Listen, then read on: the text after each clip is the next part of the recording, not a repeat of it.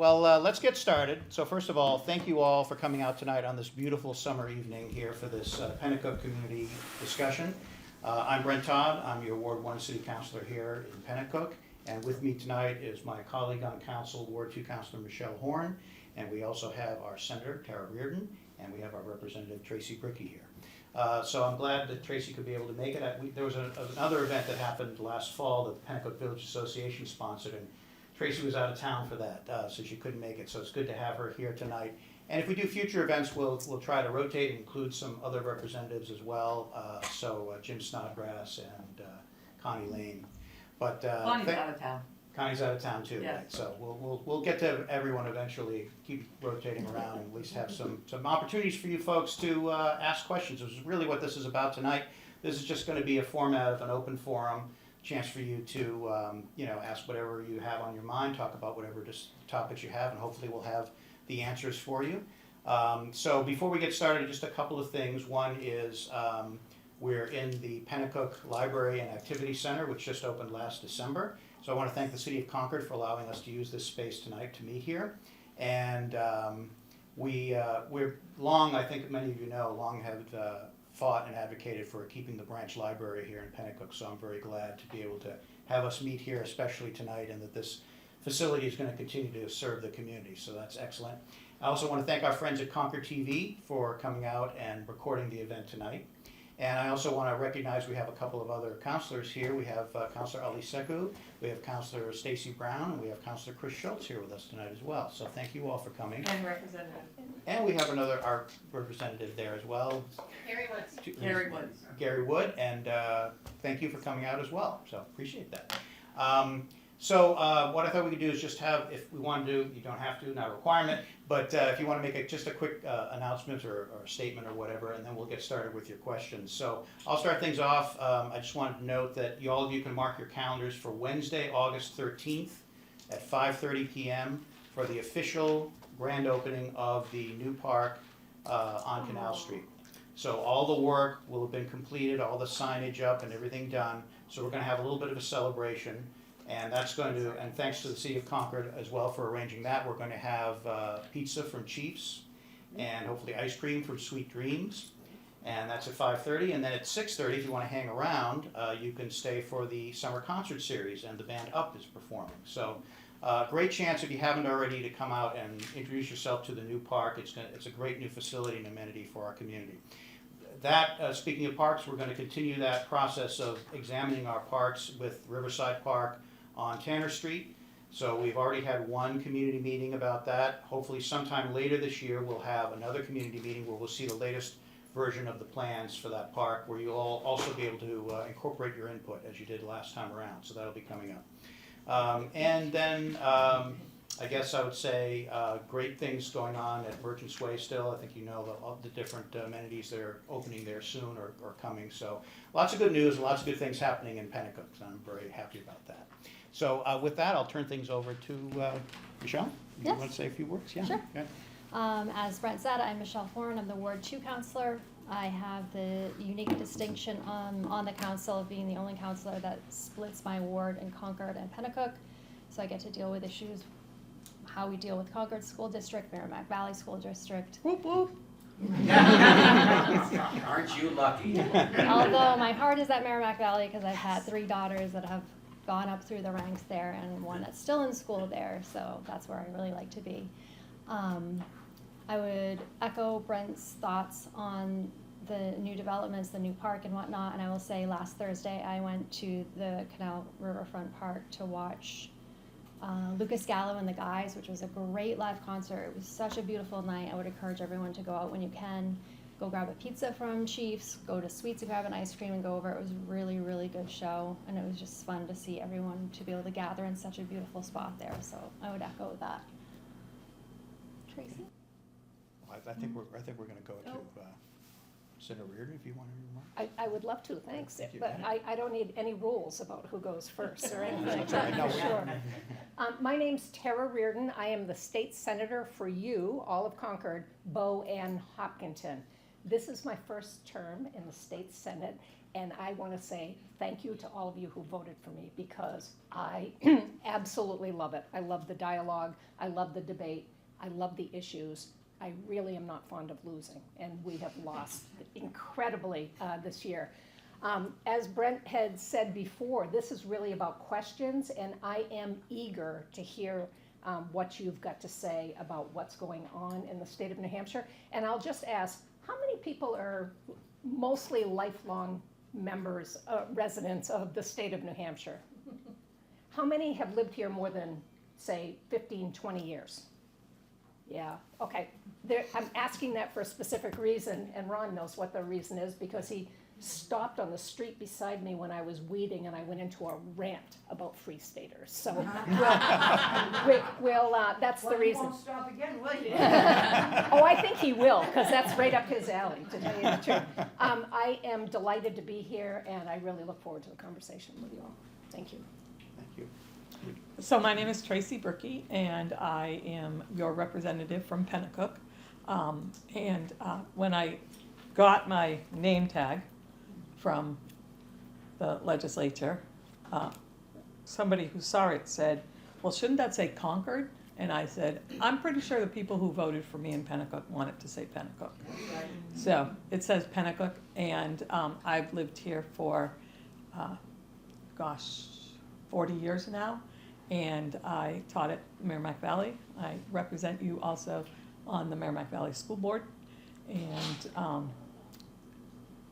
in case you didn't know, education is where it's at for me. And I had, as Senator Reardon said, it was tough this year losing the things that I lost in education. And I will continue to fight the good fight for what should be done for the kids in New Hampshire. Thank you, super. Well, let's get right into it. If anybody want to kick us off with I'll it. start. Right, okay, great. My name is Nancy Nyland. I live at 183 Fisherville Road. Been there since 1941. I've seen many, many changes, but my main concern, as I had pointed to you when we went to the Transportation Committee meeting, is pedestrian safety. I don't want to see another person injured or killed on that road. And it doesn't seem to have changed one bit since we met. I realize that there's right in the development area, the condos, there's gonna be 68 when they're finished, that's on the other side of the road, and I abut the townhouses. My concern with the townhouses is they have built up the land about 4.5 feet. And my concern was drainage. And I approached them on it, and they said, oh, well, we went to the city engineers and they approved it and so on. Well, the city engineers redid my driveway 3 times, and it still doesn't go into the drain. So if these are the same city engineers, I'm in trouble. So I want that noted that that is a potential problem. Because it's right all along my, they've done a great job over there. They've been most cooperative. I had a couple of their people that were working there that crossed my land, and I spoke to the guy, and he's taking care of it. The subcontractors will be fired if they so I don't have a problem with that. Now, my concern is the use of the sidewalks on Fisherville Road, and the lack of a crosswalk. That balloon crosswalk that's in the middle of the road, which the bus company built on the north side, a place for it to be pulled in, is not going to please the people that use that bus. Because what happens is they get off above Penacook Place, they cross the road, and they go to either the auto place or Dollar General, get their stuff, and then some of them are quick enough that they can get back on the south side and get the bus. And that's, and, the current usage of that useless crosswalk is about 2%. I saw one person use it yesterday. It's not lit. It's a danger. Now, on the sidewalk usage, I'm concerned about the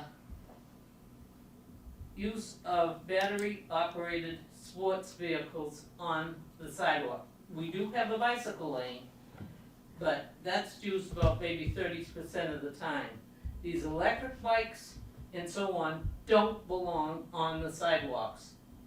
And there's no signs that in this area that says the wrong way for bikes. They were never put up, because we were the first area that they developed. And also, I had 4 young teenage boys doing wheelies on Fisherville Road. And traffic was honking in the whole 9 yards. They were going southbound. Well, then they came back up and were on the sidewalk, and I caught the last one.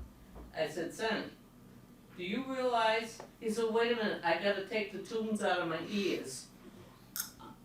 I said, "Do you realize I got hit on a bicycle out here? Is that what you guys want?" And I've only seen one of them since doing wheelies. I really don't think that teenagers and adults with bicycles belong on the sidewalks. It's a constant. And they're not going the same way as traffic. I've almost got hit 3 times just going from my driveway to my mailbox. It's not a very good situation there. And between 6 o'clock and 7:30 at night from Borough and Manor Road down to Bog, southbound, it's a raceway. And I happened to stop a police officer the other day and told him that, because there didn't appear to be any coverage at that time. And it's both motorcycles and cars. And God forbid anybody was trying to cross the road. And furthermore, I want to know if there's a noise level ordinance on audio systems and exhaust systems. Is there any such thing? There is an ordinance. The problem with the ordinances and actually a lot of the other things that you mentioned are that they're difficult to enforce. So bicycles on the sidewalk, technically you're not supposed to ride a bicycle on the sidewalk. Motorized bicycles, there are 3 classes of bikes. 2 of them are allowed, for example, on trails, but the third one that can go over, I think it's 30 miles an hour, is 28 miles an hour is not. But to have police be able to detect the difference between those types is very challenging. So again, a lot of the things that you're citing, I think, are really important for enforcement and checkup. Speeding is another one. We've had lots of instances where we put out in Penacook in various places the sort of sign that flashes your speed is. I think that would help. Yeah. So we could certainly do that, and actually, Councilor Horne and I will work on trying to get in touch with the folks to get that put out there. It does help, and actually, we had a situation with Community Drive and High Street where we had the same kind of issue, and we had some extra enforcement and some warnings and so forth.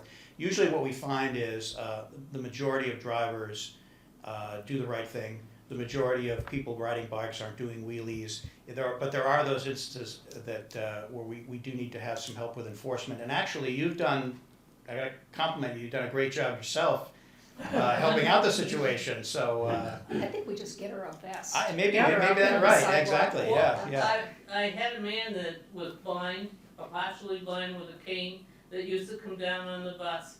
He would always wore black. and he would cross right in traffic. And I helped him cross, God knows how many times, and I explained to him, sir, you've got to be careful here, like it. But now I think he takes the bus and goes to the New Market Basket, and he can get back and forth that way without, Right. Yeah. because I had seen him up there, and Yeah. And I think once the developments are completed and residents have moved in, we can also continue to monitor the situation with the bus stop and the crosswalks and see where the needs are, and then be able to make adjustments accordingly. Those kinds of things would go before, and you mentioned the Transportation Policy Advisory Committee, so a lot of those items could be referred to them for discussion. And also, we have a Traffic Operations Committee that looks at things like speed and other safety issues. and these are not necessarily teenagers that are speeding either. Sure. It- Yeah. Yeah. Right, yeah, exactly, yeah. So would a solution that the city would be open to looking into, such as maybe instead of having that center suicide lane on Fisherville Road, going back to a two lane? Because I think one of the reasons that speeds get so crazy on that road is because you have the pull-off lane, and you don't have people slowing down to slow down traffic, which makes people speed up and think they can drive 40 miles an hour down that road. Yeah, it's always hard to strike a balance, because the reason that center lane is there is to allow, to avoid backups. Yeah. Where people are, gonna be queuing up long, waiting for the person to be able to make that left turn. Yeah, right? but if you look at both ends of the road, it turns into a 2-lane road down towards east side or north end, and then also back towards Penacook, it turns into the 2-lane road as well. Right. It's something that we could look at just generally in terms of, are there any other ways that we could address the problem? But a lot of these problems, unfortunately, they are really challenging. Otherwise, and if they weren't, we probably would have had a solution already, and it wouldn't be a problem any longer. But no, I appreciate the suggestion. That's good. Thanks. Yeah. A thought perhaps for the State House folks is if those electric, motorized bicycles, I suspect they're not required to be registered and, say the dirty word, inspected, but I'm sure they're not being registered, but if they were registered, then there'd be information about what type of motorized bicycle they were. Which class they are. So that would make it, the enforcement problem a little bit easier. Because you see, sometimes fairly young children tearing down the road 30 miles an hour on one of those bikes, and you're like, Right. that's, or down the sidewalks. yeah. Yeah, it's a constant, and you don't hear them, that's the problem, there's a lot of elderly people and disabled people in the area, and you can't hear them coming up. Fortunately, there was one guy that had one, and he pulled over and he's, I'll let you go by, ma'am, and I thanked him, but it's the only one that I've ever had that. I would propose too, that might be a heavy lift in our free stater environment that I referred to a few minutes ago. The city of Concord may be able to do an ordinance too. So I think and I'm not trying to not be responsible for it, I just predict what will happen. If you did it ordinance-wise, there are rural towns that probably don't care about e-bikes at all. But with a more urban area, it may be better suited for a city ordinance. I wonder what some of the other cities. Whether they have one, yeah, Yeah. we could check that. Yeah, I mean, Yeah. something, really. I think over it's in the just- Hampton area in or the last something, 5 years, there it's was become a something big done. thing. Maybe they have an ordinance. I wonder if some of the They, other. they have to like go the Ashore- same way as traffic and, Yeah. so on, but, I think it really needs to be addressed before somebody, if they can go 20 miles an hour, somebody can get hurt. Yeah. They can go 28 miles an Yeah, hour. right, is the- right. But you can also, the article I was reading said, there's a kit that's very easy to put on them that will make them go faster. Oh, I know, Perfect. and they do. Yeah. Next they'll put loud mufflers on. I'm sorry, I think we had your hand was up first. Go on ahead. Want to follow up with, one gentleman mentioned the State House about the registration of these bikes. So let's go downtown for a minute to our State House and to the, you're all aware of legislative parking garage that's under construction directly across from City Hall. Everyone is aware of that. It's only an $18.5 million project, 100% state funded. Now, which you all can appreciate, we get down to Concord at times, parking is less than desirable. I'm being polite, but there are times when it's really difficult, particularly when the legislature is in session. So the location of this new parking garage to serve the legislature is really ideal. It's a great place directly across the street. It will be very accommodating to all of the seniors that are in the State House. But there's also some concern that I have raised over the past year plus to various representatives and council members about when the legislature is not in session, will be available for public use. So I did some exploring. I contacted Department of Administrative Services, who was in charge of the project, talked to some officials well up the ladder, and about a year ago they basically said no. And I said, huh? So could you explain, please? And they basically went down to its security and safety concerns. Those two key words are the operative. And so we got into a little further discussion, and the gentleman mentioned not only safety and security, he mentioned homeless, he mentioned dark alleyways, he mentioned lack of lighting, he mentioned homeless camps, and I said, whoa, I cut him off, I said, wait, all that is entirely relevant for the existing Store Street garage on Store Street, but not for the brand new garage being constructed across from Concord City Hall, Concord PD. So, with that, I have questioned city officials, many reps, Steve Shirtliff, business leaders, Steve McCray, all our support expanded or have it being available for public use when the legislature is not in session, as well as at select times. Select times meaning weekends, evenings, when council has busy meetings, it's all full. The streets are full. The auditorium has a performance, parking's difficult. So this garage should be available to us. I and many others concur. So it's 100%, again, state tax dollars. We've all contributed. Federal dollars have been indirect, but it's really 100% state tax dollars. So I'd like to throw it out, the question.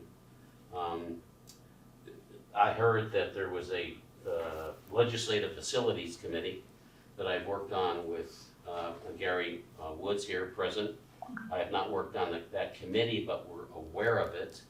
And they were one of the committees responsible for addressing legislative parking, like at the LOB, Legislative Office Building, and everything else. So, but that has been abolished per our Free Staters in House Bill 2, which is the trailer bill. So I'd like to throw it out to Tara and others reps who are familiar.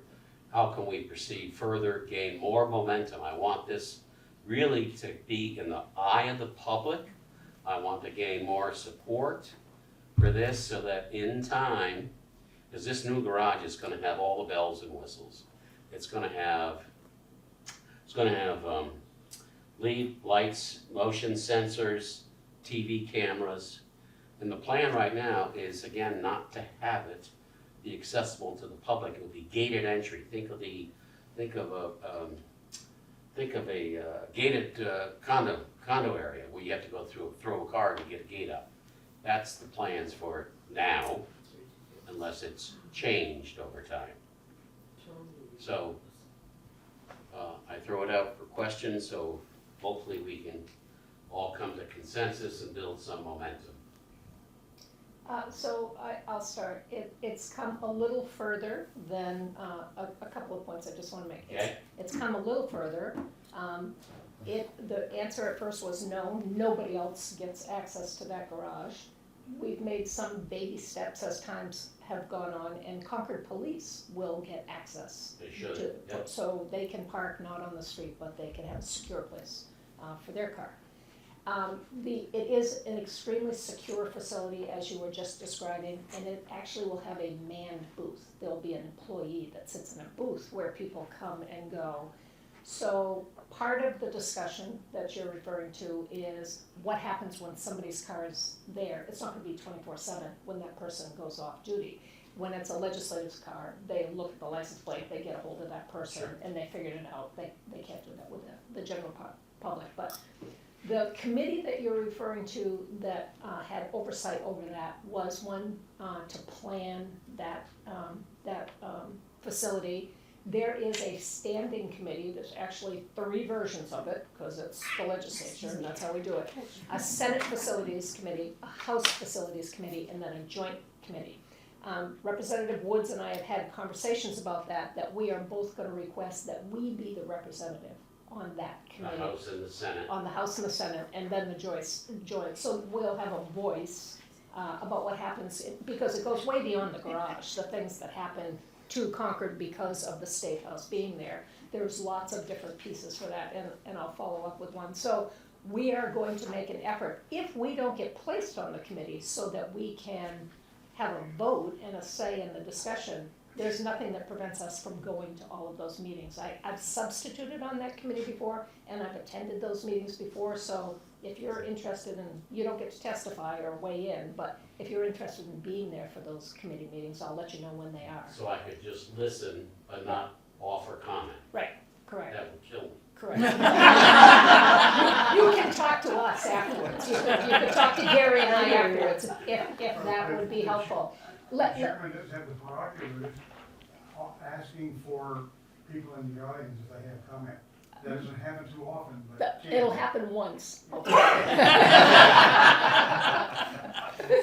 So that's what our efforts will be, and of course, we want people in the off hours for that arm to just be up. Nobody's hopefully going to be watching the cameras 24/7, because there is a lot of stuff that happens in downtown Concord that they'll want to react to if they see it. And I don't know what the computer infrastructure looks like for that, but hopefully it doesn't get damaged. The other reason that I like talking about this is there's indulge me for just a minute here. There's a garage on Store Street. This garage is slated to be finished on March 17th of next year, 2026, I believe is the completion Might date. get pushed out a little bit further mid-year. Yep, okay, I totally understand that. When that one goes up, the one on Store Street, I think we have to be really squeaky wheels to make sure that one comes down. Yes. Because it's an eyesore, I think it's a hazard, there's netting to keep things from falling on you, and if you've ever driven up those ramps, I don't have a very big car and I just make it. That happens. And let me just go beyond that conversation a little bit, because it's one of the exciting things that happened in the legislature this year, and your city representatives are here, and we're gonna need them on this. Think of Store Street right now, just vision that, starting at Cheers and going to the Concord Antique Store, that strip of land along there. If you take that parking garage away, you actually have some land there. So the legislature passed something called social districts this year, and I've actually been to them in other towns. It's a community space open to the restaurants that are along there, and it's secured, you can't go in and out of it, but every establishment along there will use the same disposable cup.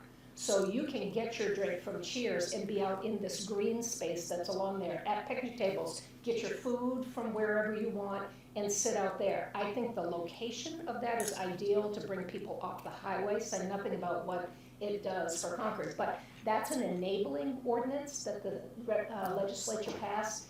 It allows a city to adopt that, so I'm punting it this way for you all to think about what that looks like, what you need to know before we consider that for Concord, but that's one highlight of, more economic activity is one highlight of what happened with that garage. So this committee that you are on for the Senate and Gary for the House. We hope, we're asking to So this get committee it. is being redeveloped? It's existed forever, It wasn't abolished? The one you know about was abolished. It was a planning committee specific for that garage. Okay. But this has been a standing committee for as long as I can remember, facilities, yeah. It's not a question, but it's just a follow-up. Based on what you just said, as our senator, Concord, Penacook, and Bo, do you have to request to be on a committee that is in your city? This is not anymore. No, I'm just, no, but she's our senator. The facilities committee governs anything that the legislature has control over. If they decide, when they, during COVID, went to UNH to have meetings in the Whittemore Center or to Milford in the big space there, that's legislative planning by the facilities committee that does any of those things. So it does make sense, doesn't it? The 99% of the activity happens in this district, so it does make sense that the common representative. That's what I'm saying. It's not, to tell you the truth, it's my leadership, my minority leadership that's on there. They put themselves on it. Because it's about parking spaces and other really important stuff like that, like the one right outside the door. Well, if I could just follow up also on your comment about the former garage that get torn down. I think the city obviously has a vested interest in that, just in terms of economic development and planning purposes. I think that the timing of it dovetails nicely. We just did approve funding for the master plan process. So we're going to be looking at our master plan. That could be part of that discussion as to what goes on there. But I think that you're right that those social districts open up another avenue of potential for us in terms of the planning part of it. Yeah, that's right, exactly. I think we had a question long-standing here. He was first. Did you? Are you? Oh, good. Thank you. Go ahead. Yeah. So my name is Devin Roderick. The following represents my personal opinion as a resident of Penacook. I'd like to bring the discussion back to actually having to do with Penacook. And I'd like to echo the concerns of the first speaker about public safety. So my number one concern and reason for being here tonight is that we repeatedly deal with speeding in our neighborhoods. And I found a used needle on my tiny stretch of 100 feet of road frontage in Penacook. I've seen the recent efforts around Wolf Park, right next door, that have fostered communication between police, community leaders, and residents. My question for you, the city councilors, is can that same effort be fostered in the Manor area? And when I say the Manor area, for those not aware, several residents here tonight are from there. It's the neighborhood between Manor and Abbott Roads, and all the streets in between and connecting there too. I'd like to see more effort. I've repeatedly, along with other people in this room I know, have repeatedly reached out to the Concord Police for help enforcing speed limits. Unfortunately, those same concerns ultimately have led, as the previous speaker mentioned, to several deaths on Fisherville Road in recent years. So my concern, I'm trying to raise a family in the Manor area, and I'm trying to prevent that from happening in the Manor neighborhood. So my question for you all is, can that same level of communication be fostered with the Manor Road neighborhood, the Concord Police, and our city councilors, as it has in Wolf Park? Yeah, I think so. You know, the rollout of what's happened recently on Community Drive and High Street, I think, is a good example also, because we did have a community meeting that was for Rolfe Park, right? And that's what I'm talking about. And that's what you're talking about. It kind of emanated from that we took action steps that identified issues and problems that the residents had, and then were able to act on those. I long advocated with some members of that community to try to form their own neighborhood watch, which you can do. And basically the police department will come out, and residents in the Bog neighborhood did this many years ago, where the police will actually come out, meet with a group of residents, talk about what it means to have that kind of a network. And then really what you've got community members working together with each other to report incidents, to identify concerns, and you've got more attention paid then on that particular area. So that's sort of one way that you could go about doing, I think, what you're talking about. The other thing really would be, you know, if you basically just, you've communicated several times, so you just send me a list of things that you think are key issues, and I can sort of forward those on to various committees or, you know, areas where we can address them individually. So the more specific you can get, the better off we are. A lot of times what this really does come down to, as I sort of referenced before, is issues of enforcement. There aren't really a lot of other things that we can necessarily do, and as we know right now, Enforcement-wise, we do have vacancies in the police department. We've improved that a little bit, but we still have a little ways to go. So I think, but I think we can certainly, do that and get there. And I'm glad you feel that, it seems like you feel that the efforts that we made from Rolfe Park were positive then for that community. Is that? That's correct. I have in the past, I know other people sitting here have as well, reached out to the Concord Police. They'll come out, they'll be receptive to us, they'll listen. They may show up a couple times in the following week, and then we don't see any police cruisers. And I understand there may be a staffing issue citywide. I know when they repaved Bog Road, that became what some people refer to as a racetrack. Yeah. And I understand Rolfe Park, I've witnessed activity there that shouldn't be happening. What I would really envision is an actual coordinated effort. I saw with Rolfe Park, online postings encouraging people to reach out. I believe there was a very receptive, and maybe Michele Horne can speak to this, there was receptive staff member of the Concord Police Department when we have concerns. Because I just feel like it goes over time. We've been in our neighborhood for almost 10 years now, and it's not getting any better. And I know a lot of people in other parts of Concord are asking for the same level of coverage, but I would appreciate any effort. When we have a Penacook community meeting, that's the first thing that came to mind. And I know a lot of people in our neighborhood, we actually have a Manor Watch group Facebook page. Yeah. It's not an organized watch group, it's really a community page where we all communicate. If someone is driving around doing something that shouldn't be, everyone knows about it. So, Like I at do, 2 o'clock in the morning, right? yeah. 4 o'clock, we're on it. Right. We have yeah. to, we have to protect ourselves. Yeah, that's good, and as I say, that taking it that one step further would be to have the neighborhood watch Well, you designation. and I discussed that, but we Yeah. never went any further Right. of how to establish it, because we Right. talked about Rough Park. Well, we can do that, but what you'd want to do is, everyone that's in your Facebook group, if you could pose the question to them, right? And see if they'd be interested in doing that. And then, basically, once you've got at least a small group of people together, then I can help coordinate with the Concord Police Department to have that meeting that I mentioned. Yeah, because we And really we can need get it. started with that way. I look forward to coordinating that with you then. Yeah, absolutely. Did you have any other comments you want to make on that? No, you're right, Optimal was really receptive. Yes, we also started we put out information to this area about the Ring camera.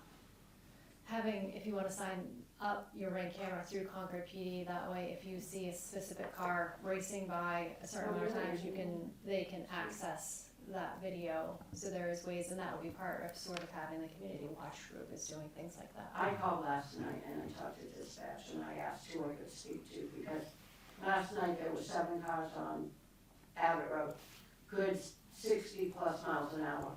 And they're kids, you know they're kids because they're loud and mufflers, the soup up cars. They go down and hit the roundabout, come back through, and they're laughing.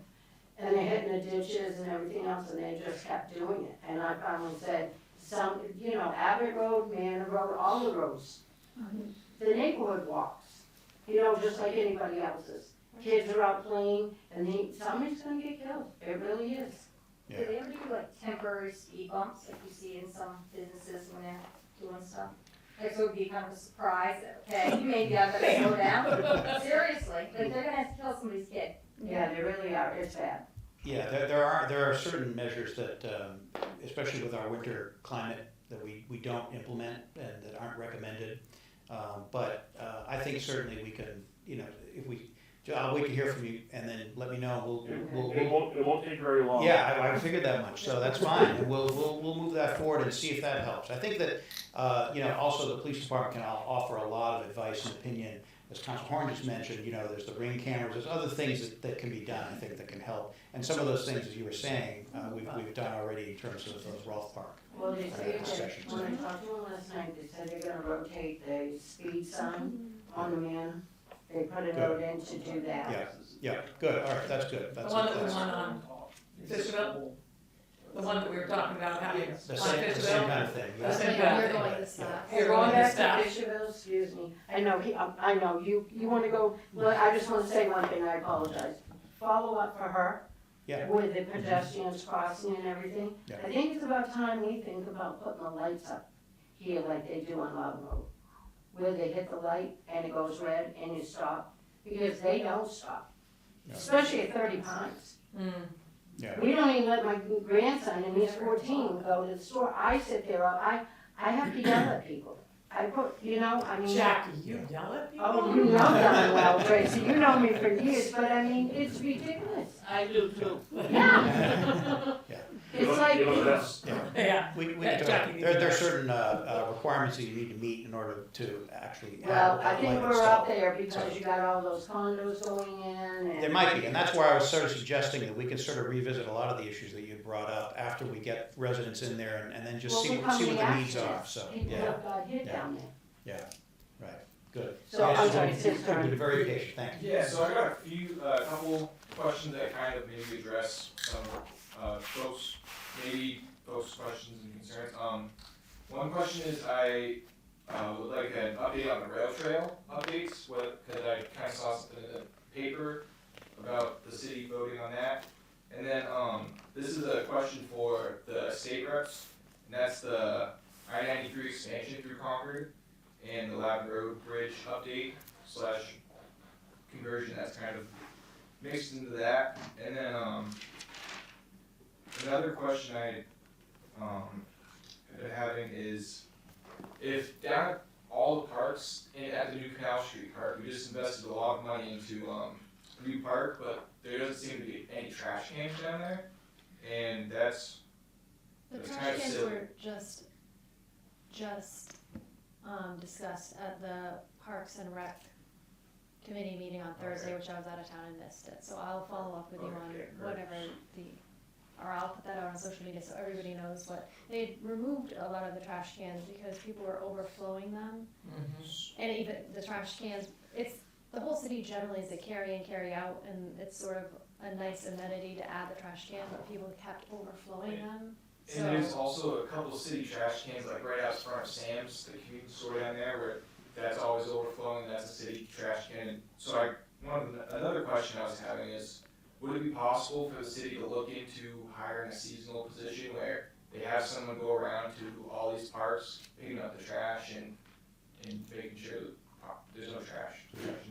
It's always a possibility, it's then people fighting about our tax dollars are being Yeah. raised because now we have higher personnel costs. So Yeah. I think that, And I can speak to that. We do have, there is staff on Parks and Rec does do that already to a certain extent. So especially after, in the springtime when the snow melts and, over the winter time, things get discarded and so forth, and then the snow falls, it covers them up, right? Then it melts and then it's like, what happened here? It looks like a mess. So Parks and Rec waits until a certain period of time, then they will come in and they'll scoop up all that stuff and remove it. So that does happen now. I think that, again, Councilor Horne made a good point about the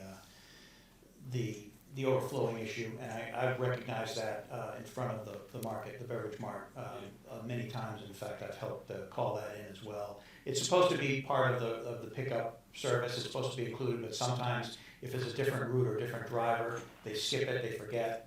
And that's what's kind of happened sometimes when you see it overflowing, but we're aware of that one as well. But maybe I'll let our state folks here discuss your question on 93 first, and you want to do that?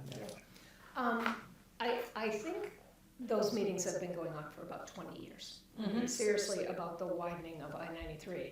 I think this is my best recollection. I have not been to one in at least 8 months or so. The Loudon Road Bridge project needs to happen first, and that's a city project. Yes. So it's gonna take the city doing that first. And then the I-93 expansion, and I don't think they're settled on what it's gonna look like going through Concord yet. But that whole project is being phased, and Bow intersection with 89 is first. So we are 10 years out minimum. But Bow is having more and more fatalities Yes. at that intersection. So that was the plan at first, it definitely won't change now. And I want to say something about rail trails, but I'm sorry, and not only is the Loudon Road Bridge city project, but also the Manchester Street Bridge is also a city project that will have to happen. am I so old that I already remember that being a project? Yeah, Do no, that? I remember it also, it was Yeah. a totally different bridge. Yeah. So, Yeah, oh, yeah, but yeah. yeah, So I think that both of those bridges have to happen. before. And I'm pretty sure, I was at a city council meeting, I'm pretty sure it was both of them. No, excuse me. Actually, it was a school district meeting, we were talking, Concord School District, and it was, how we could, because there's gonna be an issue with traffic happening, for the schools and how school buses will get around the city to take kids back and forth. And it was both bridges. And I think Loudon Road closes, right? Loudon Road Significant closes, period yes. of time. Yeah. For a very long period of Yeah, time, so but I'm we- pretty sure that the same thing happens in Manchester Street. Do you have a time? Is that in the capital budget? So the project is, well, so first of all, as you know, everything depends on funding, right? So, Just getting but it. our understanding is, the city's understanding is that the funding is ready to flow through for the bridge projects, because of the red list of bridges. And as was described, they kind of need to happen first and soon. Does that include federal funding? Yeah, that's right. As far as we know, yeah. No, good question. As far as we know, we're still on track. But obviously, if that were to change, that could be an issue. Right. We don't know what's gonna happen tomorrow, but right now, we're all right. So the plan is to move those projects forward. So I think that there's some final design work that still needs to be implemented. There's probably environmental permits that need to be received. And then I think, probably we could be able to get started on that, which is good. I can add to that if you want. Go right ahead. So, Loudon Road Tower is spot on, it will be done first. It's under final design now, it is a city project, that comes first and foremost. The reason I know this is I was at a meeting this morning with the city, with Beth, and an outside consultant for the MRGT, so I can answer that as well. The exit 14 route design interchange with all of the railroad reconfiguration, all of that, 5 years would be great, that's likely 10 years out. Oak Junction will come first, that precedes downtown Concord, so we're gonna have to just live with it for a while. In terms of the MRGT, it's on council's agenda tentatively for next month, August 11th. Deal's been- MRGT. Merrimack River River Greenway Trail. Sorry, okay. So, CSX, city's been doing negotiations for several years with the railroad company. Difficult, to say the least. They've settled on a price. I was in there this morning questioning some details of it relative to residual environmental contamination, because that's what I've done. So the purchase of the rail will start at Horseshoe Pond and go north. The section from basically Everett Arena over Loudon Road Bridge through that Uno's and down that area and Friendly Kitchen, all that will be deferred until the exit 14 redesign. So the actual purchase by the city will be from Horseshoe Pond north. Thank you, Councilor Rayner. The I had to offer my 3 cents worth. The possibility I want to add, and maybe you know more about this too, it was brand new to me last year. Dick Lemieux, who did a lot of work on the section near the sunflower field that happened, used to work with toll credits as a federal employee in our state highway department. And toll credits are this crazy, it feels a little like Bitcoin to me. It has value, and the city earns the value, or the state earns the value when you put any state funds or city funds into a federal highway project. You earn credits, and they're called toll credits. We have about over $200 million in toll credits right now that DOT won't let anybody else touch. They use them, and they should be, the definition is they should be available for any transportation project within. So we try to build this year, I think it was kind of a learning experience for everybody. And Dick fortunately had a brand new grandchild born in Florida and left, couldn't come to the public hearing to further educate people about it. But I think after the purchase of it, we'll try again to get some of those funds to be able to help develop that and move it further, which is great. That's Free good news. money. I like hearing that, that's great, Yeah. Yeah, and just to further on that, the Concord Monitor had one point incorrect, which was that the council had already decided on this, it hasn't. And as was pointed out, actually, all the council did was they noticed it for a public hearing at its August meeting. Okay. So in August, folks that have an opinion about that, you can come, you can testify, you can send in your written comments to the city clerk, and all that will become part of the record, and then the council will probably make a decision at the August meeting about whether or not to purchase it. Because I was at the meeting last week, and I thought there was supposed to be something about the rail trail, but I didn't hear it come up, so that's, Right. yes. Right, yes, and that explains it, I think, for you, right, yeah, no, so that's good. And did we cover all everything that you had? Yes. Questions, one, the master planning, kind of, so, how is that, I know that the planning board had kind of a shakeup in staffing with, the old city planner leaving, and they were working on the Concord Next zoning reform, and how's that kind of going? You can go ahead. I'm happy to say. Ron might know. I'm sure we know Ron knows, but no, the Concord Next, we ran into several, delays in the process of actually going through and getting enough information and data together in time to be able to implement that. So the timing part is really important because our current master plan expires in the year 2030. So we're getting very close to that. So that process takes a couple of years. So the idea really was, we're gonna put the zoning on hold, and we're gonna do the master plan first, which really logically, that kind of makes sense anyway. It really is better to do the master plan part of it first, and then implement zoning afterwards based on what you've all decided the master plan should be, right? So that's what's gonna happen. So I would anticipate that what we'll have is, and the planning board this is really a planning board project. I happen to be the council's representative to the planning board, so I'll be involved in that process. And I know that one of the things that has already been brought forward to me is to make sure that we have enough public engagement in that process, and that there's a mechanism for that, so that it's not just a certain groups of people, somewhere in the clouds, making all these decisions, and then here it is, folks. So I'll make sure that I'm promoting that part of it, so that we can have meetings like this where we can actually sit down and discuss what we think should be in there, and what changes we think should be made, and what things need to be changed or revised.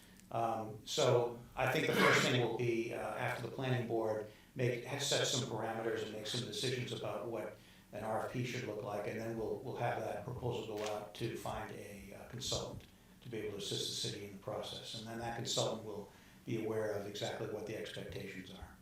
So, but Just to throw a wrench into that. don't do that. The legislature has established a committee to look at the Zoning Enabling Act. It turns 100 this year, as a matter of fact, and whether any changes need to be made. So I'm gonna sit on that committee. If it looks like there's gonna be any wild divergence from what zoning capabilities are now, I'll get in touch with you. Absolutely, Yeah. no, that would be important to know. Yeah. Obviously these things, we want to try to work in coordination with the state efforts, and, we appreciate when the state does things that actually assist, but again, we want to. We do. Actually assist, Assist in quotes, I guess, maybe I should. assist. I think obviously if it's gonna be overreaching, then that's, the state should not be able to sort of tell municipalities how to create their master plans and technically, what zoning they should have. They should and not. that kind of thing. We Ideally. can understand that Ideally. there's a certain urgency, and the state maybe has good intentions, hopefully, of at least trying to spur on certain activities that it thinks would be helpful in the bigger picture, but ultimately. It's good to think that. I try to stay as positive as I can on this, Good for you. but I think that ultimately, of course, the municipalities themselves are best suited to make those decisions, so. Agreed. Yeah. Yes? I wanted to ask about Sioux Falls Road and the little roller coaster there, if they're gonna do anything else to, like, make it a little flatter, or not so many rolls? They're waiting for the development to actually be done to do the major overhaul of the So road. they're not gonna do anything else at this time? I haven't been over, but they were supposed to have done a minor fix just They did recently. last fall, but the ground was already freezing, so that all sunk. Please? Right. Where the new development is, the farm was torn down? Yeah. Okay. And when is it gonna start building, do you guys know? Cause it's been sitting open like it's gone through 3 owners. Yes, Yes. it changed a few times. Yes. Yeah.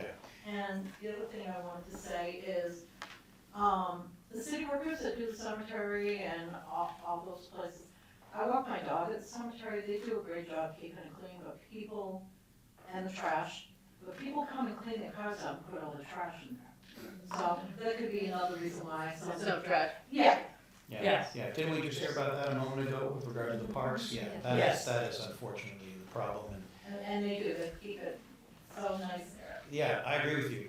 We have excellent staff, and actually, it's the General Services Department that oversees all the cemeteries as well as the parks, so they really do a good job of maintaining that. I think with regard to Sewell's Falls Road, ultimately, you know, the city always tries to do road projects and fixed repairs at a point where it's most conducive to, you know, spending the dollars that need to be done to do that. And certainly if we want to wait till the construction is done of the, Could be 5 more years. it may unfortunately mean a little bit more time, but I would say if there are ever any conditions that are, you know, in your opinion, you know, hazardous or it's too much, you should, you know, definitely get in touch with one of your counselors and let us know, and we can follow up on that, because, you know, it's very similar to potholes or any other things that you might discover along the way. And, you know, we can't be everywhere, so we really do rely on residents to let us know, so appreciate that, yeah, thank you. Oh, I was just gonna add to about the I-93 widening. At the last CPAC meeting that both Brent and Peter and I are on, someone had spoken about how there was no funding for it. They just did DOT had their 10-year planning, I think it was a GACIT meeting, GACIT, and they said there's no money for the widening. Okay, so it's basically just kind of like we're gonna do this eventually type thing. Right. Plan, yeah. Right, so, but the bridges, those are city projects, those do have federal money, so those will happen, but I-93, who knows? Okay, and that's why I referenced earlier that it's all about the money. You know, Right. If you don't have the dollars, you're not gonna be able And to we move those projects really need forward. that something done. Yeah. Because the traffic on Sundays is backed up on Thursdays too. Street. It goes off, at Bo was so crazy, their cars are there, selectmen, they're backing up Logging Hill Road. They're getting off at Canterbury is flipping out because they can't get out of the driveways because it's dead stop. Mountain Road it's a mess, I mean, they're just everywhere. And when it's real bad, they're coming down Sewell's Falls onto, They come down Village Street. yeah, and they're flying because they gotta try to get around everybody. Well, and you've all got your devices now, and you've got that instrumentation in the car that allows you to, well, it allows you to veer off. So as soon as you see the problem, and that's why unfortunately our neighborhood streets have gotten all this extra congestion. It's not supposed to be that way. No. Those cars are supposed to be on the highway, but they're not, as you point out, because of the issue we have with the current configuration of the highway. So you're right, it is a problem, and it is a quality of life problem for Concord. Yeah. And it's not just Concord, it's Canterbury. Right, you know, and Todd, surrounding they're communities. doing one of those, they're doing whatever they can just to get there, because they can get to another ramp to get on Right, quicker. right, exactly. And that's where the accidents happen, Yeah. because there's tons of them. Yeah. From 17 down, there's constantly accidents. Right, right. Can Well, I just wanna say, Yeah, sure. do you know the C-Click Fix website on the city website? No, I don't, but I can figure it out. We have it's a really cool tool where you submit any issues like that, and if people around the neighborhood, and it's all tracked in one place, which is better than if you call the mayor at one time and an at-large counselor at another time. So they can see like, well, this month 15 people have complained about this specific road, and it gives more attention to the things that need attention than a larger group of people, and it's a great way for the city to track it if you could use that too. What's it called? See, click, fix. Yeah, It's right see, on the click, city fix. website. My Concord. When they were paving my street, Winter Street, they dug up this big iron ring of some kind, tossed it on my lawn, and then disappeared. And I went to E-Click Fix and about 9 o'clock in the morning, said, there's this big iron thing left on my lawn.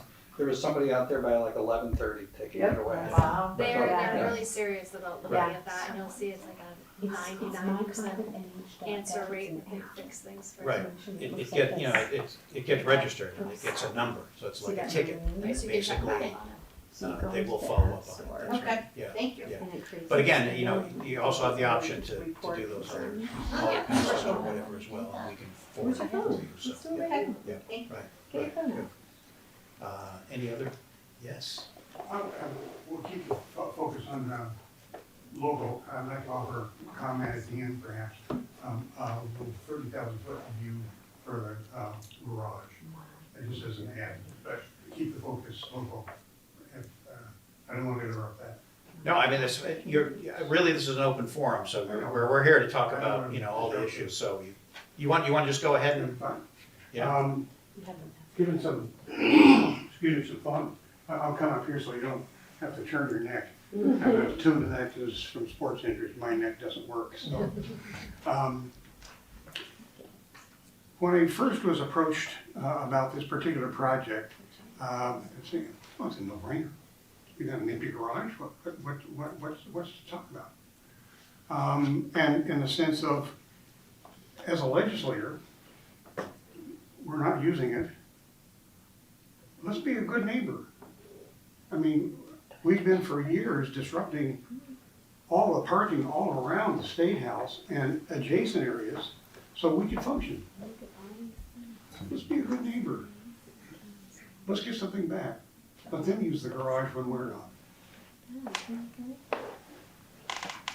By the same token, let's look at it from the citizens' perspective. These people are down there for $100 a year, $86.40 after taxes. $100 a year nominally, with no staff for the most part. Yeah. And everything you have to pay for everything. Okay. Tracy's pointing at even your little badge. I forgot to bring my. We have to buy these ourselves. You have to buy them yourself. That's terrible. With our big salary. Yeah, out of the 86.40, you know, after tax. By the same token, we're asking, as a public, people to serve in this fashion for basically nothing. Let's make it so that it'll be enticing, at least partly enticing. And so they don't have to park over in the back 40 someplace. And in the rain, if you forgot your umbrella, you know, it's tough going. So there's two perspectives, one being a good legislator, one being a good neighbor. But also, the garage is going to be used for other things as well, as it turns out. I was talking with administrative services about another issue. And I said, well, gee, I've come to think of, you're on standard, where do you park? Well, it turns out the staff, and there's 130 full-time staff for LOB, Capital, and the Annex, and 20 part-time. So that's 150 people that have to figure out where to park. And then on legislative days, with parking meters taken up as well, it becomes a disaster. And they're parked out behind City Hall, they're parked behind the steam unit across from the police, and behind the library. And some people just have to, wherever they can find. So from looking at it from that perspective, being a good neighbor, shall we say, citizen, let's help them so that as a staff person, they can come, jump across the street, and go to work reliably. And there is some issue of security, okay? So we have to keep that in mind. And I like to look at both sides, and I used to tell we have 3 daughters, so I sort of connected with them. They would come in and ask a question, and I'd say, well, what about the other side? Dad? I said, you do understand, until you can argue both sides, you're not making a decision. Now, you're prejudiced. That's the definition of being prejudiced. You're just arguing on one side. Now, you may be right, but you don't know that until you can argue both sides. You're not making a decision. I'd like to make sure that as we as citizens and as legislators are making a decision and not going with just sort of our gut instinct of, yeah, we want, kind of thing. My take going forward would be, let's have a public hearing like this with Charlie Ellinghouse and maybe have him, educate us. And maybe there's things that we don't know. And that would be beneficial, so we can hear, exactly, we can do that maybe later on. Maybe let's get the building built. Let's get the cars in there with staff. Let's see how security goes. Let's see how the management goes.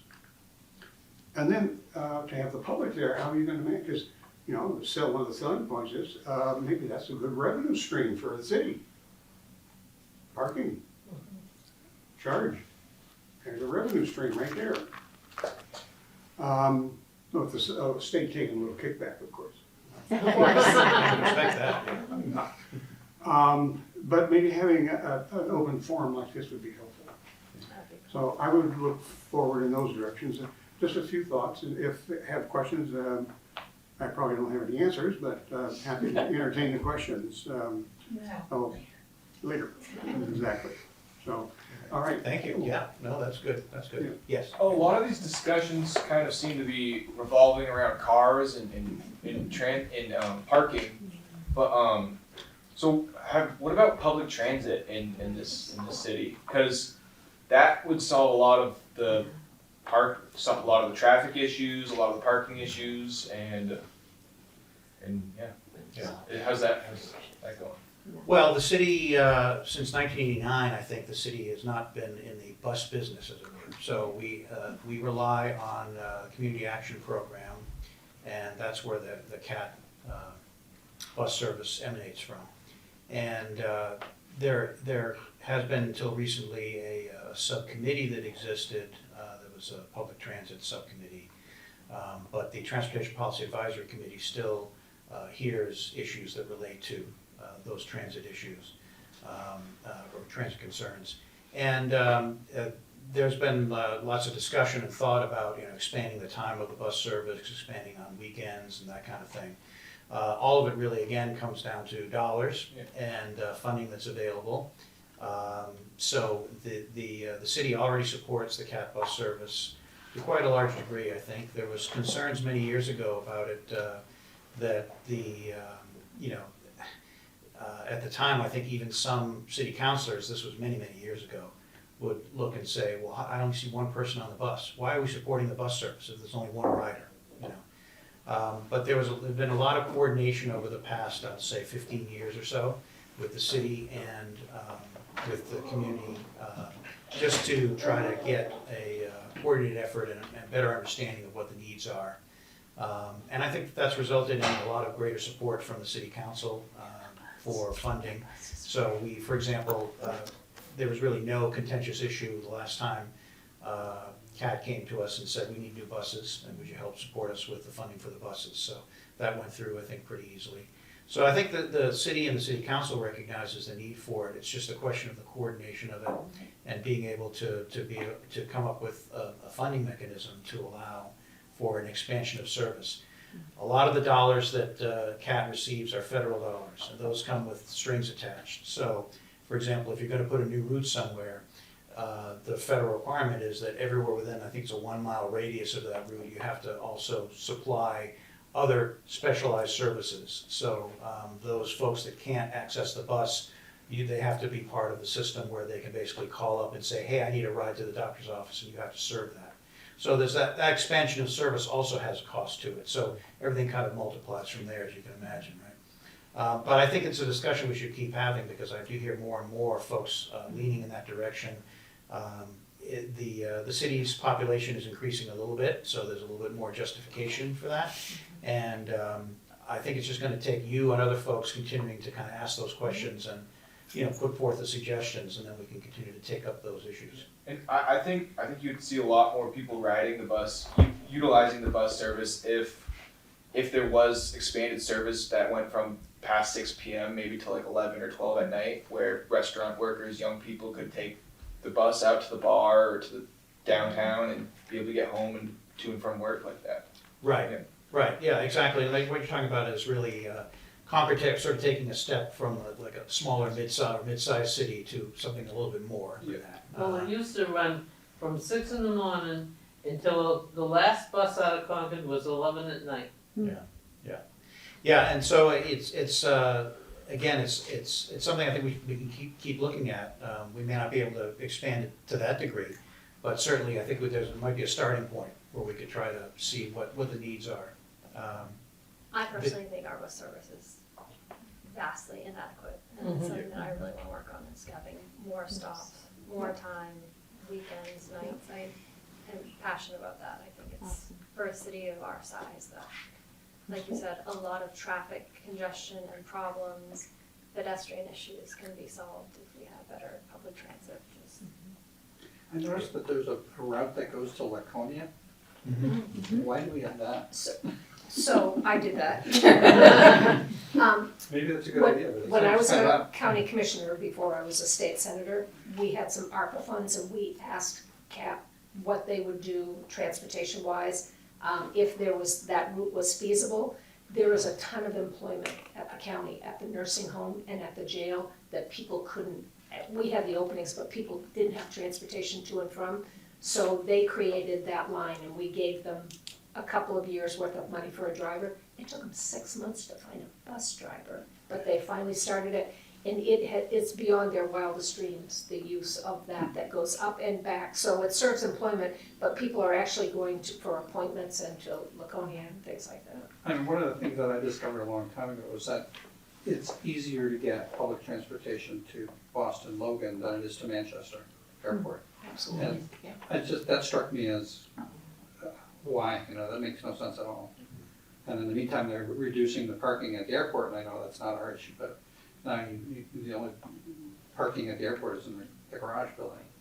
And so I don't know I haven't been through there lately much, but it just, I can make sense of, serving employment at the jail and the nursing home. And I suppose there are people from Laconia coming down and likewise. But it seems to me, you've got all those cars parked at the bus station here in Concord. Those are people who are riding the bus to Logan. Maybe they would be going out of Manchester if there was better transportation. I don't know. We had Terry Page at one of our budget hearings who runs the CAP system, and she was telling us that they get a lot of folks from Laconia that come here to work at Walmart, Target. She was actually trying to work with those corporations to help fund this busing system, because they need those folks coming in to work at places in the city. Yeah, but the other communities that are served are not really funding the program at all. So that's part of the issue, that, Concord could get further involved with it, but we'd like to see everybody step up to the table. And part of that route, though, of course, also, the services are part Penacook Market Basket and the other shops out there. So that it has a dual function, I think, which is good.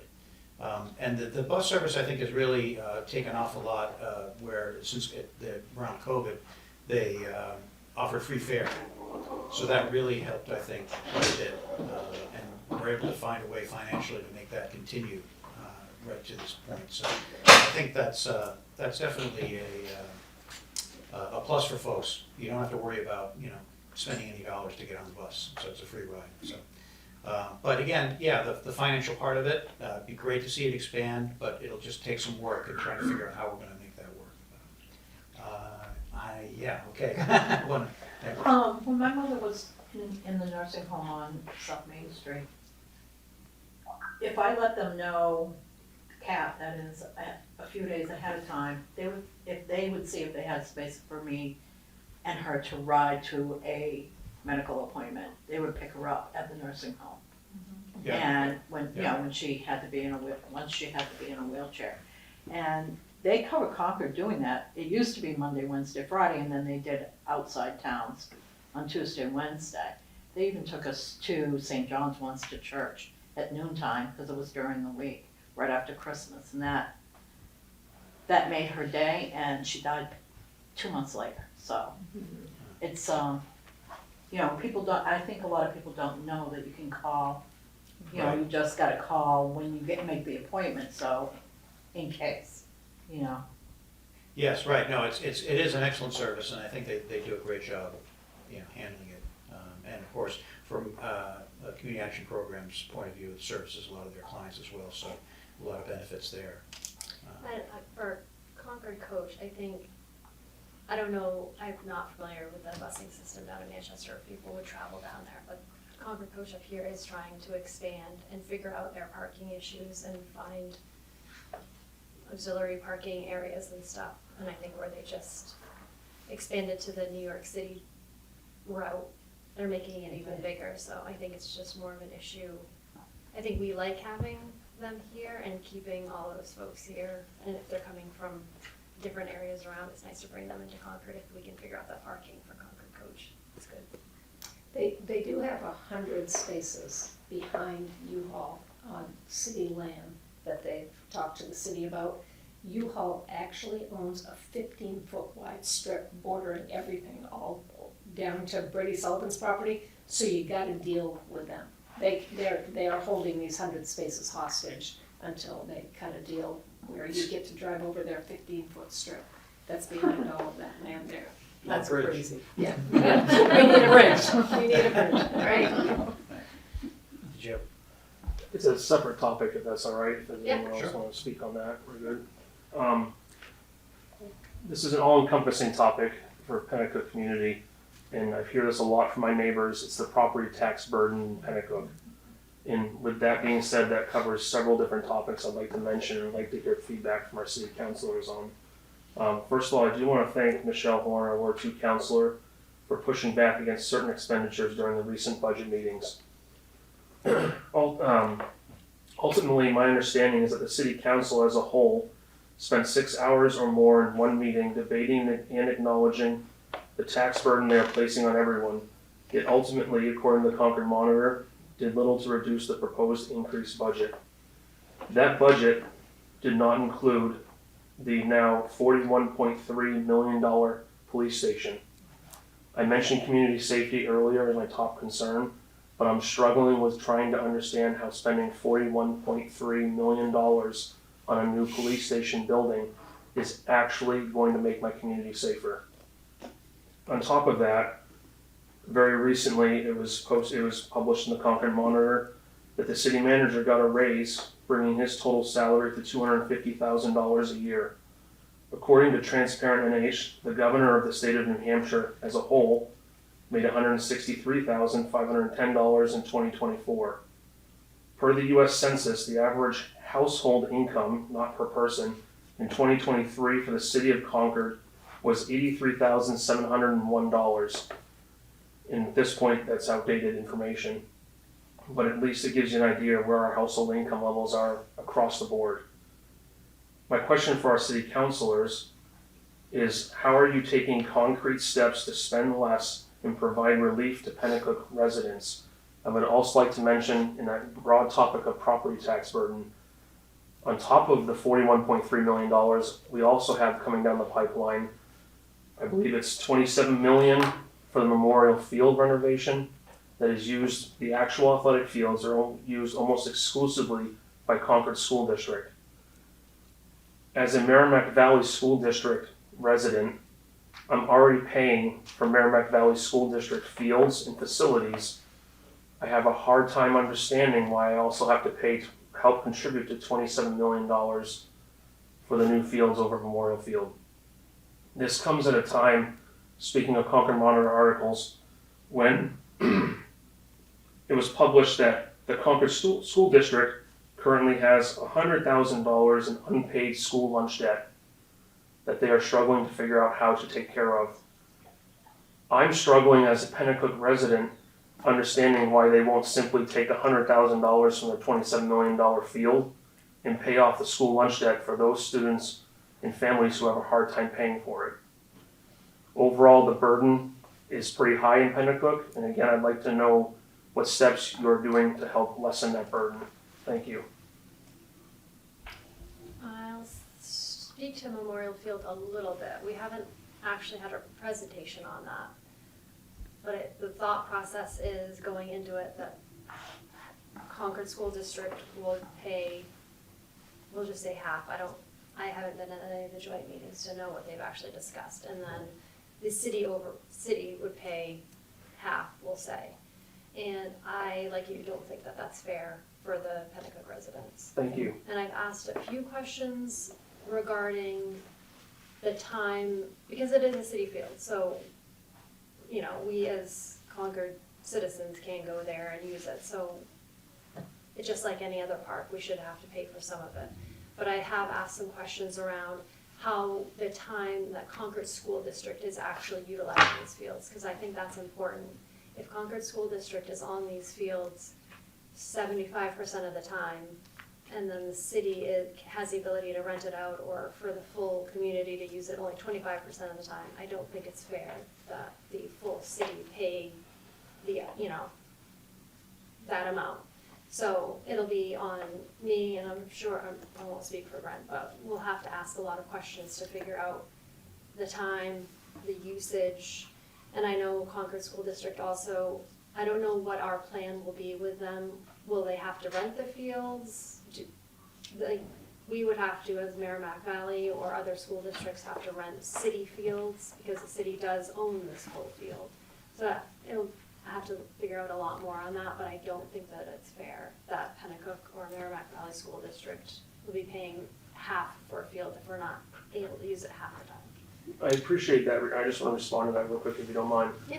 It's often referred to, like you just said, Memorial Field is referred to as a whole as a park because that currently is what it is a park. I would have no problem, I think a middle ground would be the actual park itself where it's called a pavilion, where the fireworks show is held every year. Yeah. That community space very clearly is treated just like a park everywhere else. I have no problem contributing to that, just like every other park in Concord. My concern is Merrimack Valley School District taxpayers are really having a hard time on the budget lately. So does everyone else probably, but I really sincerely hope that the rest of Concord, including the mayor, is listening to our concerns when we say that that's not fair. Thank you. Yeah, if I can jump on that too.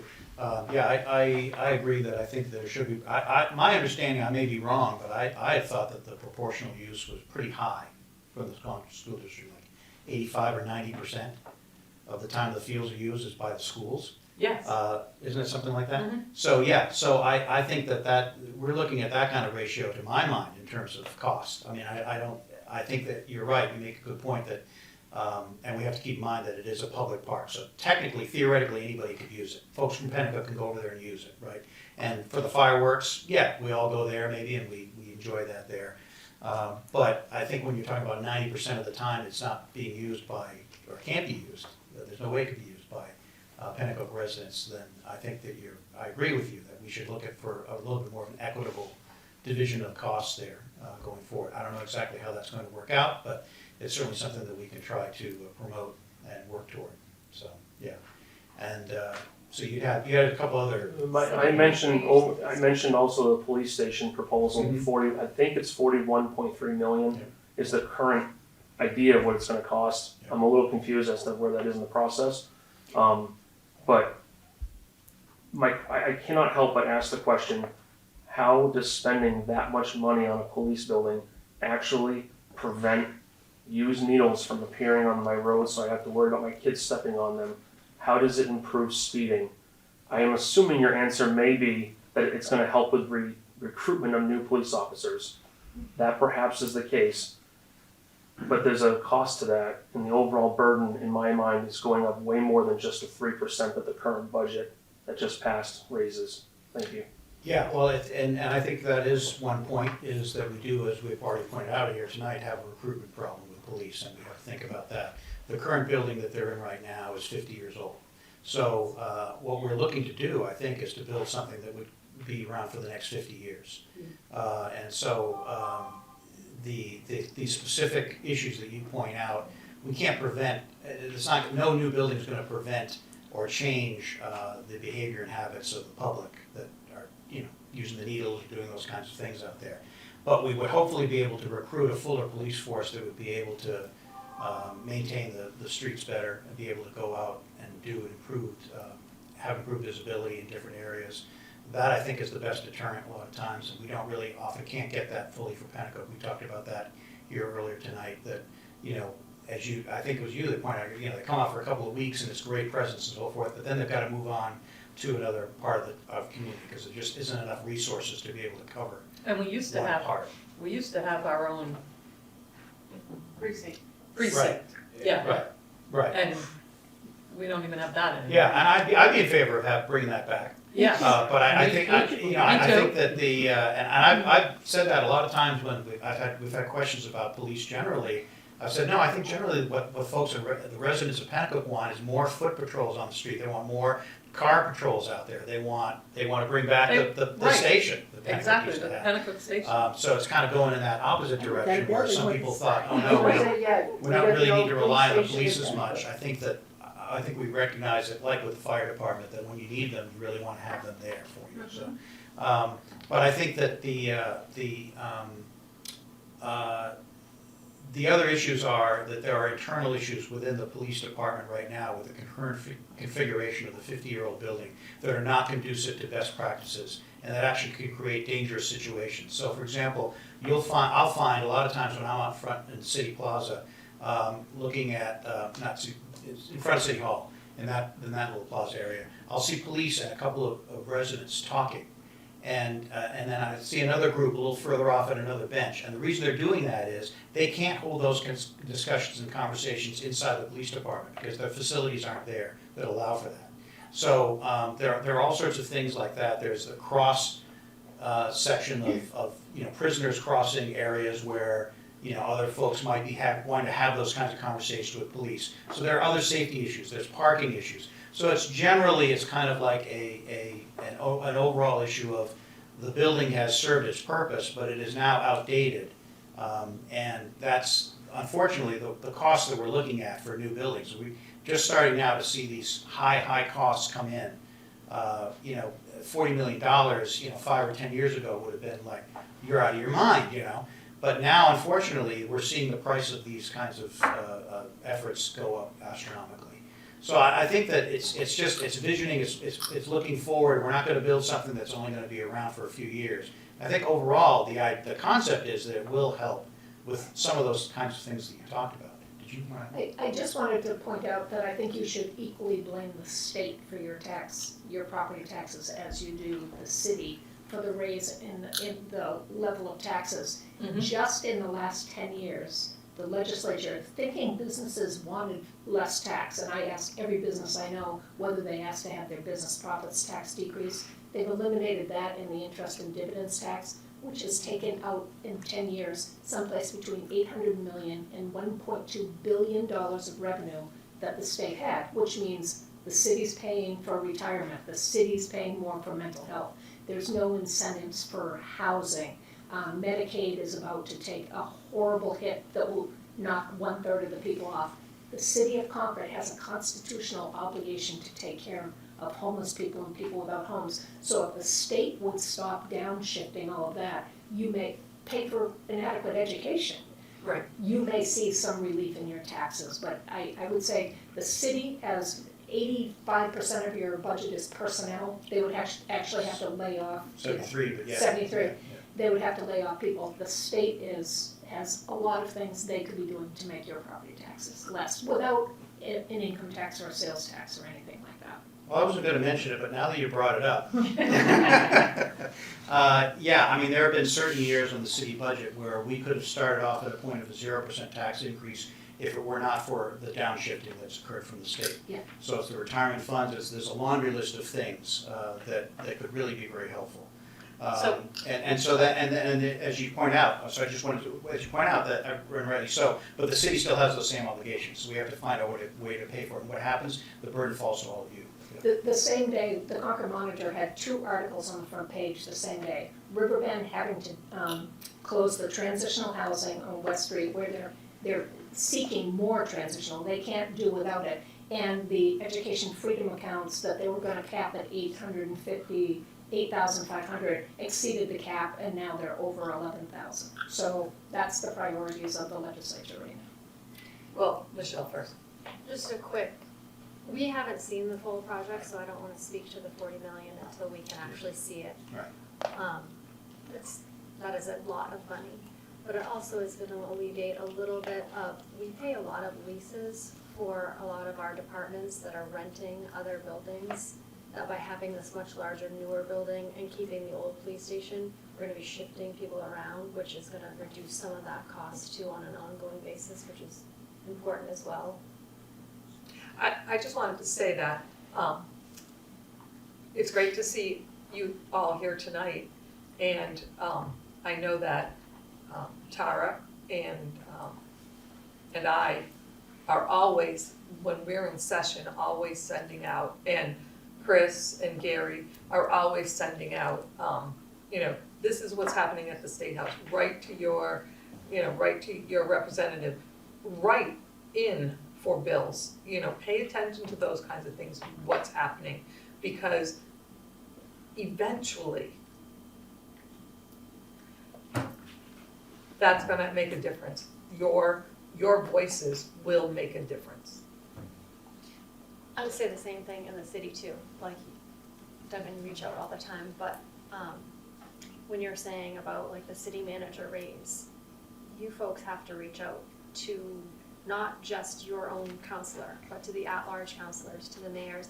If you send in one email to the city clerk, then that's on record and that goes out to every city councilor so that they all can see what the points of view are, and especially more in Penacook, so that, because a lot of the other city councilors are a little bit removed from the Penacook area, so that they'll see what's happening and what your opinions are here. And it is difficult being Penacook. We have 1.5 representatives, whereas Concord has 7.5. So it is a little bit more difficult, so we really need to be the squeaky wheel here in Penacook. We need to let them know how we're feeling. Yeah, and I would say also just I know.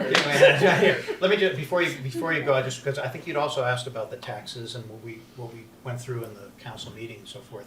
And I think that I thought that was a great process, because what we found out from that was that council was able, through a really careful process that took a lot of time, to cut out about $300,000 from the budget. And then we left to the city manager to cut out an additional $250,000. These are approximate numbers. And so the result of that was a 1% reduction in what the tax increase was going to be. So we got it down to a 2.95% tax increase. And that's actually lower. So whereas you've seen the prices go up, the tax increases, at least from the city of Concord, have been going down. We had a 4.8, and a 3.95, 3.47, and now this year 2.95. And basically that comes to $120 on a property valued at $400,000. So you're paying $120 more a year. So we recognize definitely that what you're saying, and I'm totally with you, that we really have to keep watching for it. But what we determined through that process, that long, painful process, was if we were to cut more than that, let's say $500,000, then we start talking about, okay, we're gonna have to cut positions. Mm-hmm. So this library, maybe we have to have it not open only one day a week, right? Your parks and rec, maybe we're not gonna have them, serviced as often. The lawns won't be mowed as much. Maybe spend less on the golf course clubhouse, that sort of thing. There is that. The golf course clubhouse, Yep. we had a problem with that, which is that, Not to open a can of worms, it's already been settled, but. well, no, but it wasn't an easy decision to make, because the fact is that we've got federal dollars over the years, so we can't simply just sell the golf course. So when I looked at it, I looked at the revenue that the golf course was getting in. So at 85% of the last fiscal year, the golf course made $230,000. Of that $230,000, so that's profit, basically, that's above. And then I looked at the items that you would need a building for, and what the profits were at 85% in for that, and it comes out to $445,000. So basically, that's having a building for the pro shop, for the simulators, for rentals, the restaurant, that kind of thing. So basically, what that means is that if in fact you didn't have a building there, you would already be operating that golf course at a deficit of about $215,000 just for that last fiscal year. So it doesn't make money on average then? So in other words, the golf course itself is making money, but the problem that we have is with the building.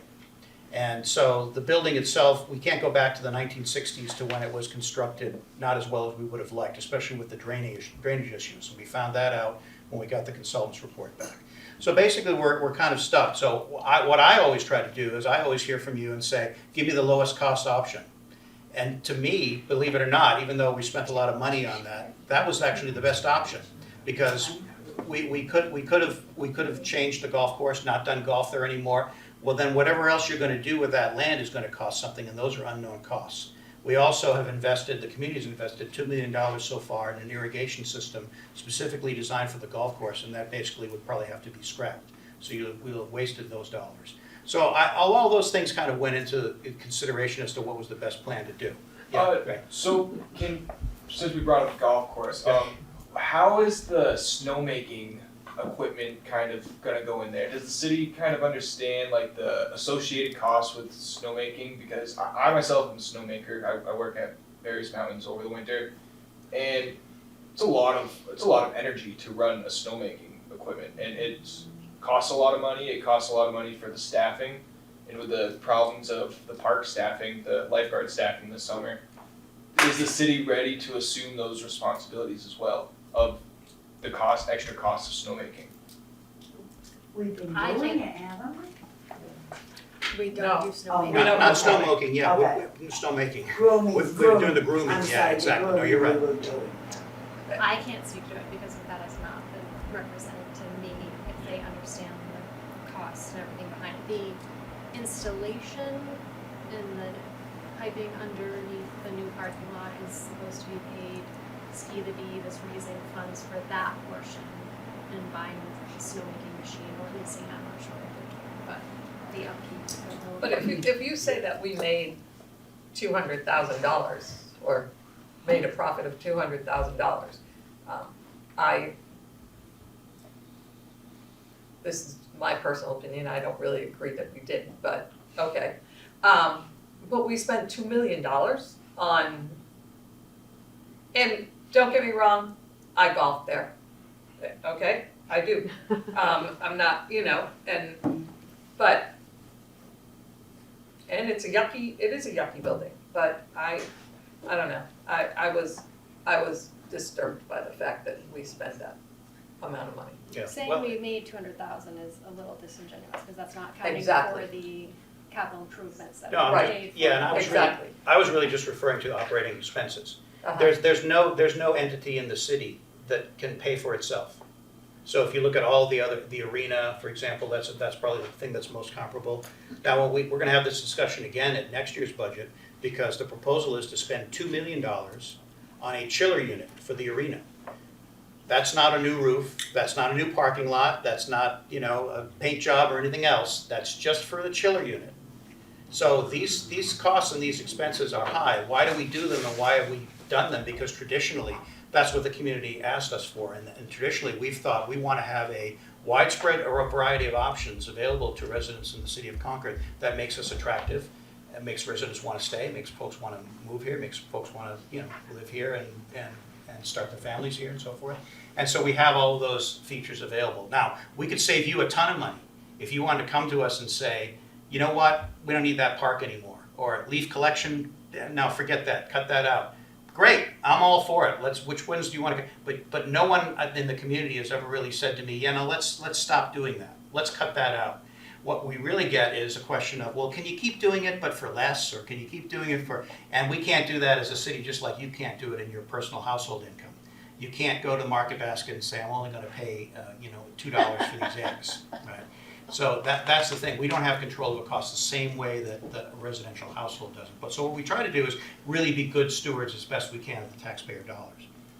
Yeah. So I can't remember if it was Stacy or you wrote a fairly extensive analysis of the management of the golf course operations, and that was published. Oh, yeah, I had on my newsletter maybe. Yeah, and I thought that was very compelling, and so my question is, what's being done to work through those issues? Because it seemed like there were a number of questionable practices, failures, entities that weren't being, paying their way for using the course, and just a number of issues that were just like one after the other. And so, yeah, it's nice to be a good steward, but you gotta start with sort of keeping your house in order, and it doesn't seem like maybe the city is watching and keeping that house in order. At the approval of the budget, when some of the issues were brought up, the city manager promised he would take oversight personally of the golf course to make sure those issues were addressed. So that's what I'm relying on. Yeah, I think that's right, and I think that, I think all those things that were pointed out are good, because that's a path to improvement. So I'm all for that. Is anything ever run perfectly? No. But again, we try to do the best we can, and again, that mantra of, being good stewards of taxpayer dollars overrides everything that we do. But, there's always places for improvement. We find them out all the time. So I think that we're definitely, want to continue down that path. But in terms of the golf course remaining as an entity, that was a difficult decision, because you have to go one way or the other. Yeah, you don't need to sell me on that. But Yeah, when I see sure. this, the long litany of mismanagement issues, I'm like, fix it then. Yeah, well, yeah, and I think some of them are things that can be easily solved, and some of them were things that occurred with prior staff that are no longer with the city, that kind of thing. That's my understanding, at least anyway. But I think that if you look at the capital budget for the golf course, just in the last couple of years, it went from $10,000 to $1 million. So the golf course in itself is a successful enterprise. I think if the golf course were losing money operationally, I think that, for me anyway, the decision would have been a lot more difficult in terms of which way we're going to go forward with it. But I think that it shows that at least let's say the last 10 years or so, we're on the right track, and we can continue to do better and catch all those extra loopholes and things that are going on. When you made it. Do you want? If we go to Jackie, You go ahead. can go. No, I'm good. I'm good Are with you Jackie. sure? Yep. The golf course, does residents get a discount to go in to play? They That don't was get something we threw out. I know I threw it out. Yeah, no, they don't get a discount, but non-residents pay more. So the council just recently enacted So yeah, there was, so that. a fee increase for that. Yeah, so it's basically yes, as you answer your question, but that's the way it was done. Okay, so I have a mixture of everything to do with the parking garage. That was brought up in the planning board meeting a year or two ago. The planning board asked a certain person from the state that was there for the garage, if it was gonna be public use. So that, for the city. And they said, the guy said he didn't know. That was something that they really didn't have an idea on, and he goes, that probably not. So it was mentioned in a meeting. Going off course, your city council meeting last week, I heard you guys talk, but I didn't catch it, about the city pools. What was that discussion? We're trying to come up, we had asked the RPAC, the Recreational Park Advisory Committee, to do sort of its own mini master plan about pools and figure out how many should we keep open, do we want to keep all of them open, look at other cities, because we have so many pools here compared to every other municipality. Is it wise to keep them all open? Will we be able to staff them is the biggest one, which is why we keep having to close them. So looking at other municipalities, do they pay more? Is that why they're able to staff them? Is it because they have less pools? Look at, should we have splash pads that need less staffing instead of pools in certain areas? So that was sent back to the Parks and Rec Committee to sort of come up with a plan to come back to us again and see what we should do. Because I was at the splash pad at White's Park with my great kids, and I'm a jibber jaw. And I was talking to people and asking them how they felt about this. A lot of them were, some were Concord, but there were people from Pembroke, there were people from Bow, there were people from Hopkinton, and they've gotta pay. So do you guys, have you gone in this discussion of pools to see how many people are Yeah. non-residents are paying, how much is going? The Parks and Rec, they track that and they've given us that information. But I mean, in you different guys years. as city council Yeah, talking about, you know, the pool situation. Right. Because that's something we gotta be really, that's something the public needs to be very involved in, because that's, you know, it's only open 2 months. Yeah. That's it. And it's hot weather, not all people have pools, you know? Right. So that's something, I mean, I grew up here all my life and was at Rock Park, so, I mean, and another thing is, have a night where, once a week or every other week where it's adults only. That's been, Yeah, you know what I mean, but I mean, the it's schools have been creative. pushing for that. Yeah, Well, and I think this discussion started because it was last year, I guess, that council and actually Councilor Horne made the motion to defer renovating the Garrison Park pool. And I think that's where we kind of started thinking about it, because that was, the expense of that now, renovating that pool, it was just in the budget again, and it's $600,000 to renovate that pool. Now, all the pools have been renovated except for that one. And of course, White Park, where we turned it into a splash pad. So and that's a all- cute little thing, my grandchildren loved it. And people, it's extremely popular, it's way more popular than any of the other pools. But we can't get rid of the pools either, because you got kids that, like my grandson, 14 and up, that wanna swim. Yeah, the other thing that I'm thinking, just if I'm thinking about this just in terms of financial perspective, we started with Rolfe Park Pool. Guyot Pool was the first one that was renovated back in 2017, I think, or 16.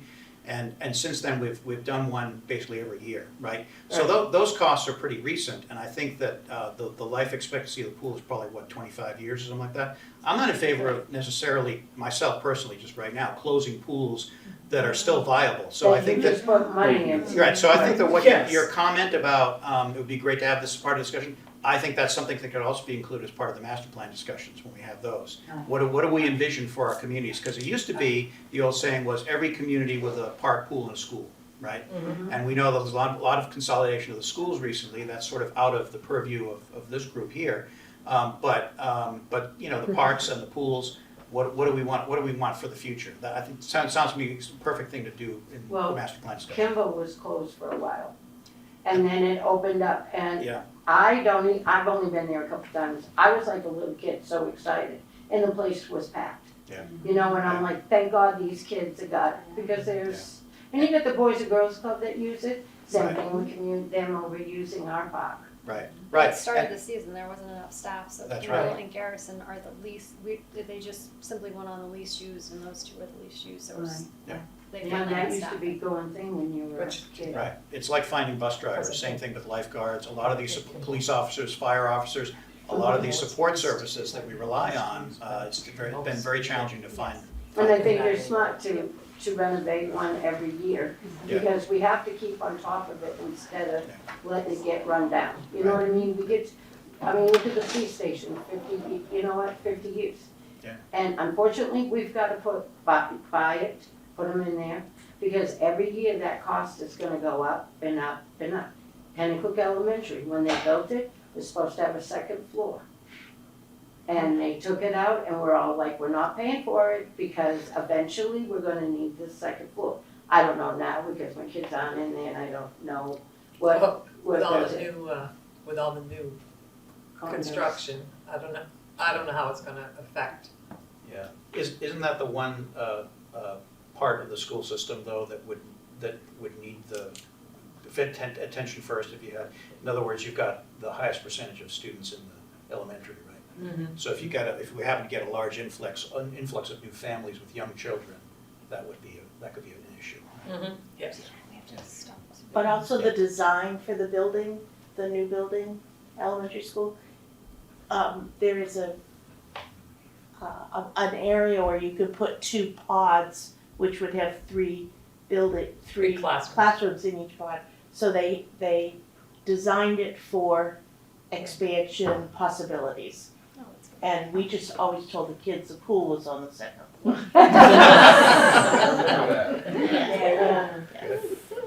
Well, we're, okay, probably if we got, one more Yeah, question, I think, just and then one more. we'll have to wrap up, because we gotta close up the room. Yeah, no problem. It's just one Poor last Lizzie. quick question about the police station, project. Would the city and would you city councilors be like, look into maybe going into different precincts, maybe having a precinct over on Loudon Road area, over on the east side of Concord, and then another precinct in Penacook, and maybe remain in the same building in Concord if it costs less, maybe?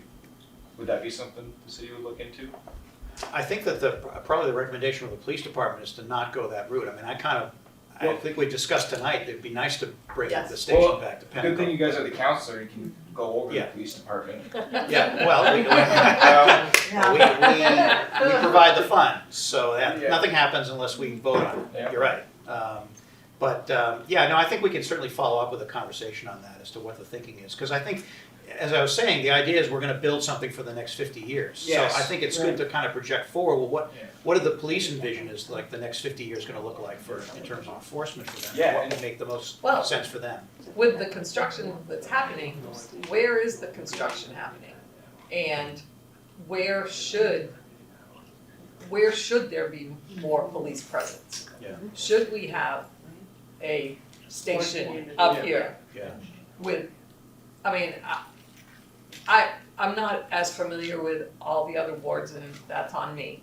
I don't know where in all the other wards, if construction's happening like it is here on Fisherville Road, I don't know.